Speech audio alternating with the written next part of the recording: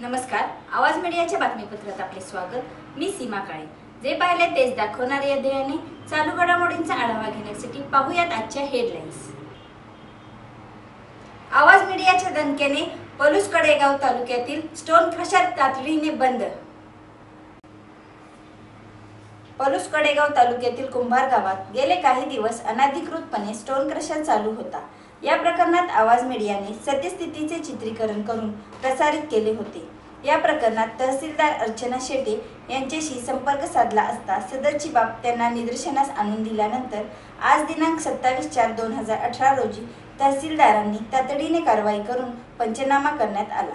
अनधिकृत stone crusher चालकास कायदेशीररित्या दंड ठोठावला असल्याचे प्रशासनाकडून सांगण्यात आले।